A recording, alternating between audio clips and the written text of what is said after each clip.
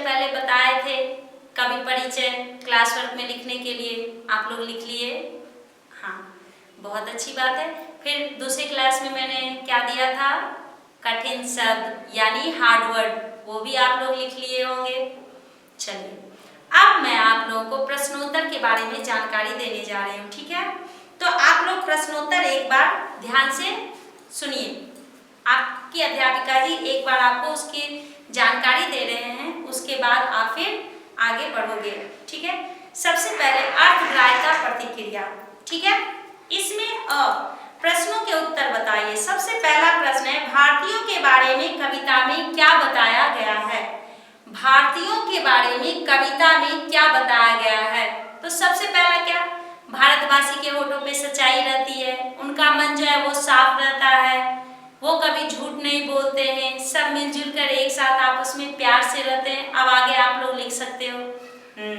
चलिए अब आगे बढ़ते हैं। दूसरा, भारत की कुछ नदियों के बारे में बताइए। भारत की कुछ नदियों के बारे में अगर आपको जानकारी हो तो आप उसे बता सकते हैं। गंगा, यमुना, कृष्णा, कावेरी, गोदावरी, जो भी नदी के बारे में आपको मालूम हो उसके बारे में आपको बताना है। अब यहाँ पर दिया गया है, आप उसमें कविता के आधार पर उचित क्रम दीजिए। अब यहाँ पर 4 उल्टा पुल्टा करके कविता दिया हुआ है, ठीक है? उसको आपको उचित क्रम देना है, यानी कि फर्स्ट लाइन कौन सा होगा, सेकेंड लाइन कौन सा होगा, थर्ड लाइन कौन सा होगा, फोर्थ लाइन कौन सा होगा, ठीक है? तो उसमें क्या दिया गया? एक चीज यही तो रहती है, मिलजुल के रहो और प्यार करो, जिस देश में गंगा बहती है हम उस देश के वासी हैं। तो सबसे पहला इसमें क्या होगा? मिलजुल के रहो और प्यार करो। मिलजुल के रहो और प्यार करो, वो पहला होगा, ठीक है? ब्रैकेट वहां दिया हुआ है, उसमें पेंसिल से आप फर्स्ट लिखिएगा, ठीक है? दूसरी पंक्ति, एक चीज यही तो रहती है, एक चीज यही तो रहती है, ये आपका दूसरा हो गया। तीसरी पंक्ति, हम उस देश के वासी हैं, तीसरी पंक्ति हो गया, ठीक है? जिस देश में गंगा बहती है वो चौथी पंक्ति है, ठीक ना? वो आप लोग कर लिए, बहुत अच्छी बात है। अब हम लोग आगे बढ़ते हैं। भाव से संबंधित कविता की पंक्तियां लिखिए। भाव से संबंधित, अब यहाँ पे भाव दिया हुआ है और आपको उससे रिलेटेड कविता की पंक्ति लिखना है, ठीक है? यानी कि कौन सा लाइन होगा वो लिखना है। अब हम सब मिलजुल कर रहते हैं, हम सब मिलजुल कर रहते हैं, तो यहाँ पर दिया हुआ है मिलजुल के रहो और प्यार करो, मिलजुल के रहो और प्यार करो। दूसरा दिया गया, हम ईमानदारी से रहते हैं और थोड़े में गुजारा करते हैं, ज्यादा का नहीं लालच हमको थोड़े में गुजारा होता, हमें ज्यादा का लालच नहीं है, हम थोड़े में ही गुजारा कर लेते हैं, यानी पूरी ईमानदारी से अपना काम चला लेते हैं, ठीक है? हाँ, अब आगे दिया गया है, पंक्तियां पढ़िए फिर भाव समझिए। पहले पंक्ति को पढ़िए फिर उसका भाव आपको समझना है, ठीक? अपना किसी से बैर न समझो, जग में किसी को गैर न समझो, आप पढ़ो औरों को पढ़ाओ, घर घर ज्ञान की ज्योत जलाओ। कहते हैं अपना किसी से बैर न समझो, अपना किसी से कोई दुश्मनी है वो आप नहीं समझिए, जग में किसी को गैर नहीं समझिए, वो दूसरा है, वो मेरी मदद नहीं कर सकता, ये आप मत समझिए। अगर आप किसी मुसीबत में हैं तो कोई ना कोई मदद के लिए आ ही जाता है, उसे गैर नहीं समझना चाहिए। आप पढ़ो, आप खुद भी पढ़ो और दूसरे को भी पढ़ाओ, आप खुद भी पढ़ो और दूसरे को भी पढ़ाओ, घर घर ज्ञान की ज्योत जलाओ, और घर घर में जाकर के ज्ञान की ज्योति, यानी कि जो नहीं जानता है, जो अनपढ़ लोग हैं, उन्हें भी आप कुछ ना कुछ शिक्षा दीजिए, उन्हें भी पढ़ाने की कोशिश कीजिए। कहते हैं कि अगर घर में कोई एक पढ़ा लिखा होता है तो घर में सबको वो पढ़ा लेता है, तो कैसे पढ़ा लेगा? अब मान लीजिए कि आप बैठे हुए हो घर में, ठीक है? अगल बगल का पड़ोस का कोई बच्चा है, आपसे छोटा बच्चा है, आएगा पूछने के लिए, भैया भैया मुझे ये नहीं आ रहा है बता दो, दीदी दीदी मुझे ये बताओ, क्या आप नहीं बताइएगा? बताइएगा। उससे क्या होगा? ज्ञान को जितना भी बांटिए वो बढ़ता है। ज्ञान ऐसी संपत्ति है जो कि आप जितना बांटो उतना बढ़ेगा। पैसे को खर्च कीजिएगा तो खर्च हो जाएगा, ₹10 मानो है तुम्हारे पास, अभी दुकान गए कुछ सामान खरीदे तो वो खर्च हो गया। लेकिन ज्ञान, पढ़ाई एक ऐसी चीज है जो कि आप अगर बांटोगे तो बढ़ेगा। मान लीजिए कि आपने अपने से छोटे बच्चे को कुछ पढ़ाया तो वो क्या हुआ, वो बढ़ा, वो घटा नहीं, आपका खर्च नहीं हुआ, वो बढ़ गया, क्योंकि आपको छोड़े हुए 2 साल हो चुका है, 3 साल हो चुका है, तो उससे क्या हो रहा है, ज्ञान बढ़ रहा है, ना कि घट रहा है। तो वो ज्ञान ही याद रखिएगा, पूरी जिंदगी भर ये आपको काम आएगा। ज्ञान एक ऐसी संपत्ति है जो कि जितना भी खर्च कीजिए वो उतना बढ़ता है, ना कि घटता है। अब आगे दिया गया अभिव्यक्ति सृजनात्मकता। अब इसमें है आप लोगों को बहुत ही महत्वपूर्ण प्रश्न है जो कि आपको क्लास वर्क में लिखना है। तो पहले समझिए, फिर बाद में जब मैं बताऊंगी कि किसका क्या लिखना है तब आप लिखोगे क्लास वर्क में, ठीक है। मिलजुल कर रहने से क्या लाभ है? मिलजुल कर अगर आप रहते हैं तो उससे क्या लाभ है, ये तो आपको मालूम है, टीचर आपको पढ़ाए थे, कविता में पढ़ाए थे। तो आप लोगों को यह ध्यान रखना है, अपने ओन से लिखना है, ना कि वर्कबुक देख करके लिख लिए। वर्कबुक में तो है ही पढ़ने के लिए, लेकिन आपको उससे देख करके नहीं लिखना है। आप अपने विचार लिखोगे कि अगर आप मिलजुल कर रहते हैं तो आपको उससे क्या क्या फायदा होता है। दूसरा सवाल है, अपने मेहमान के साथ कैसा व्यवहार करते हैं? आपके घर अगर कोई मेहमान आते, अतिथि आते हैं तो आप उनके साथ कैसा व्यवहार करते हो, ठीक है। आप उनके साथ कैसा व्यवहार करते हो वो बताना है, तो वो आप लिख सकते हो। मान लीजिए कि आपके घर में कोई अतिथि आए तो बहुत लोग ऐसे होते हैं, उनके मान स्वागत में तो एकदम खड़े ही रहते हैं, चलो इनको पानी की आवश्यकता है, पानी दिए, चाय दिए, नाश्ता, सब कुछ एकदम फटाफट फटाफट देते गए। कुछ लोग अपना बैठे रहते हैं, चलो दे रहे, देंगे देंगे, ऐसा सोचते रहते हैं। तो आप अपने मेहमान के साथ कैसा व्यवहार करते हो वो लिखना है। तीसरा क्वेश्चन, ज्यादा का नहीं लालच हमको थोड़े में गुजारा होता है, इसका भाव अपने शब्दों में लिखिए। ज्यादा का नहीं लालच हमको थोड़े में गुजारा होता है, इसका भाव आपको अपने ओन से लिखना है। अध्यापिका जी तो पढ़ा चुकी हैं, तो आप याद कीजिए कि आपकी अध्यापिका जी ने आपको क्या बताया, उसके आधार पे आप अपने शब्दों में उसका भाव लिखिए। लिख लीजिएगा, हाँ अच्छी बात है। चलिए अब दूसरा है, इस गीत का सार अपने शब्दों में लिखिए। इस गीत का सारांश, सार यानी सारांश,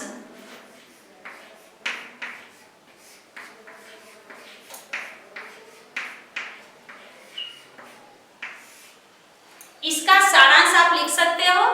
हाँ आसानी से लिख सकते हैं, क्यों नहीं, उसको अपने ओन से लिखना है, वो लिख लीजिएगा, ठीक है।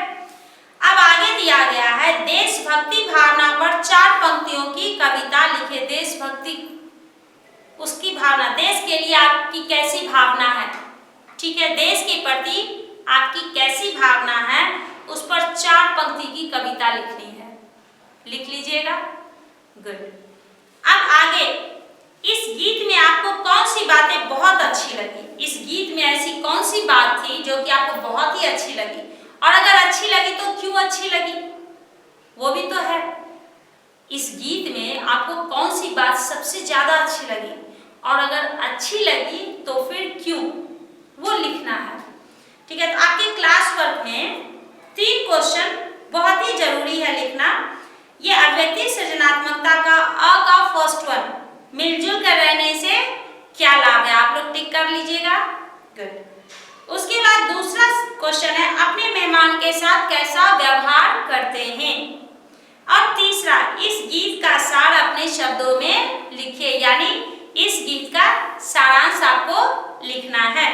अब यहाँ पर दिया जा रहा है भाषा की बात, भाषा की बात। अब भाषा की बात में क्या है,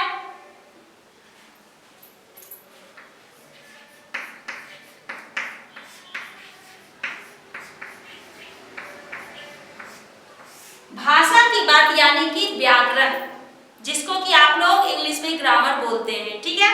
अब इसमें दिया हुआ उदाहरण के अनुसार वाक्य बनाइए, जैसे कि है यह जोड़ में, यह में, सही नहीं लगता ना, तो इसलिए यह में को हम लोग क्या कर देते, इसमें, यह प्लस में क्या हो जाएगा, दोनों को अगर जोड़ते हैं तो इसमें, यह प्लस में।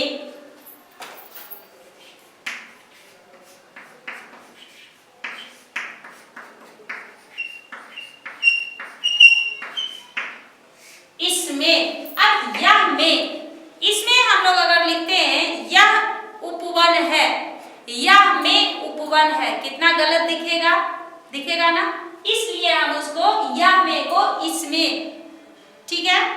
यह उपवन है, इसमें फूल है, उपवन यानी वाटिका बगीचा, यह उपवन है, इसमें फूल है। वैसे ही दिया गया जो, जो जोड़ में, जो जोड़ में, इसको हम लोगों ने क्या है, जिसमें।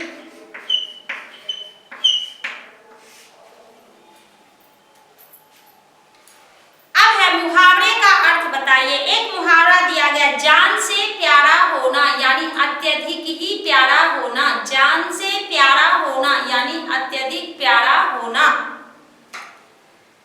नीचे दिए गए वाक्यों की वाक्य रचना समझिए। सबसे पहले आपको इसमें दिया गया है, कुछ वाक्य दिया गया है, आपको अब वाक्य पढ़ना पड़ेगा। वाक्य 3 प्रकार के होते हैं, सरल वाक्य, संयुक्त वाक्य, मिश्रित वाक्य, ठीक है। वो मैं आप लोग को जब व्याकरण पढ़ाऊंगी तब आप लोगों को बताऊंगी। अभी आप लोग ऐसे ही थोड़ी देर में समझा रही हूं, ध्यान से सुनिएगा तो जरूर समझ जाइएगा। अब सबसे पहला है कि सरल वाक्य। सरल वाक्य किसे कहते हैं? सरल वाक्य यानी कि एक सीधा सा वाक्य, जैसे यहाँ पर दिया गया है, हम भारतवासी हैं, हम भारतवासी हैं, ये क्या है? सरल वाक्य है। ये क्या है? सरल वाक्य है। ये वाक्य जो होता है स्वतंत्र रूप से बना हुआ है, ये वाक्य स्वतंत्र है, अपने आप में स्वतंत्र है।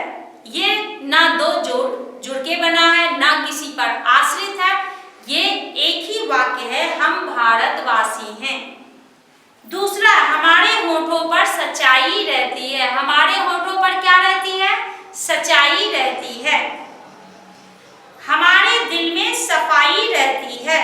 ऐसे जो भी वाक्य होते हैं उसे सरल वाक्य कहते हैं। इनमें किसी वाक्य, कोई भी दूसरा वाक्य का मेल नहीं हो रहा, कोई मिल नहीं रहा है, इसलिए इसे सरल वाक्य कहते हैं। ऐसे वाक्यों को ही सरल वाक्य कहते हैं। दूसरा है संयुक्त वाक्य। दूसरा क्या है? संयुक्त वाक्य। उसमें दिया गया है, हम भारत के वासी हैं और भारत देश हमारा है, और बीच में दो वाक्यों के बीच में और का प्रयोग किया गया है।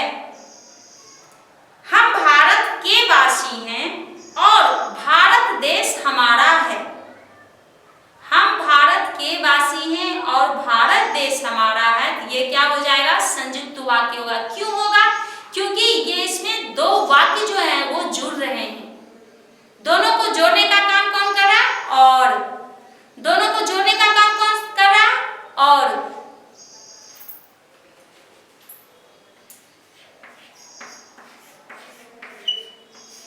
और अब इसमें दिया गया है, हमारे होठों पर सच्चाई रहती है और दिल में सफाई रहती है। हमारे होठों पर सच्चाई रहती है और दिल में सफाई रहती है। फिर इन दोनों वाक्यों के बीच में क्या आ गया? और आया। तो ये और जो है ये क्या हो गया आपका? संयुक्त वाक्य। क्यों? क्योंकि दो वाक्य को ये जोड़ने की कोशिश कर रहा है। दो वाक्यों को जोड़ने की कोशिश कौन कर रहा है? और फिर आगे दिया गया, हम सब भारतीय हैं इसलिए हम सब एक हैं। अब इसमें केवल और ही नहीं आएगा, आपको इसलिए भी आएगा, लेकिन भी आएगा, किंतु भी आएगा, परंतु भी आएगा, कुछ भी आ सकता है। लेकिन वो जब भी आएगा तो दो वाक्य को जोड़ने के लिए आएगा। एक वाक्य अगर सिंपल सा वाक्य है, साधारण सा वाक्य है, तो उसे हम लोग सरल वाक्य कहते हैं। जैसे कि आपको शुरू में ही मैं बताई, हम भारत के वासी हैं, वो क्या हो जाएगा? सरल वाक्य हो जाएगा। हम भारत के वासी हैं, क्या हो गया? सरल वाक्य हो गया। हम भारत के वासी हैं और भारत देश हमारा है, वो क्या हो गया? संयुक्त वाक्य हो गया। हम सब भारतीय हैं इसलिए हम सब एक हैं। हम सब भारतीय इसलिए हम सब एक हैं। अब आगे दिया गया है, मेहमान जो हमारा होता है वो जान से प्यारा होता है। दो वाक्य है, लेकिन दोनों वाक्य जो है, एक वाक्य दूसरे पर आश्रित है, यानी दूसरे पर डिपेंड करता है, इसलिए उसे मिश्रित वाक्य कहते हैं। क्या दिया गया, मेहमान जो हमारा होता है वो जान से प्यारा होता है। मेहमान जो हमारा होता है वो हमारे लिए जान से भी प्यारा है। तो ये जो है, ये वाक्य क्या है, आश्रित है, उस पर डिपेंड करता है, उस पर निर्भर करता है, इसलिए यह मिश्रित वाक्य कहलाएगा।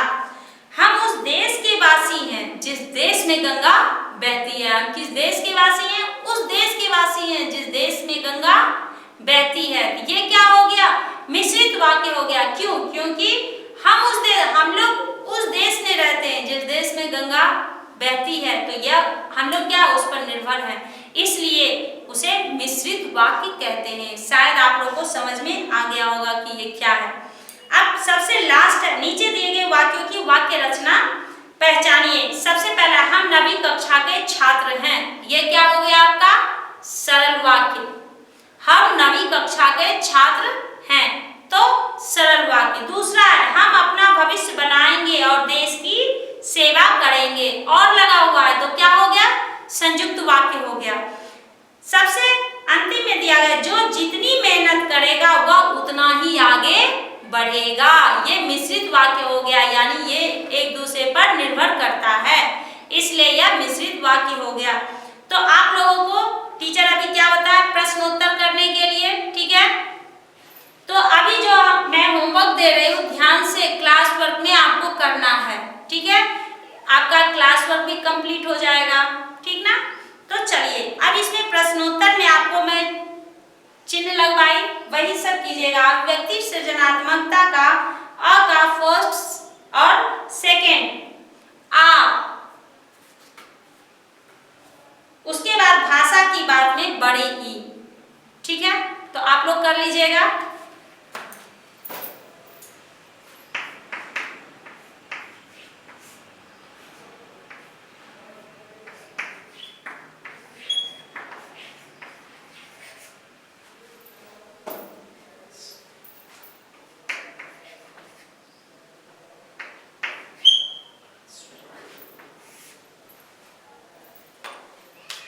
ठीक है बच्चों, आप सुंदर लिखावट में लिखिएगा, ठीक ना।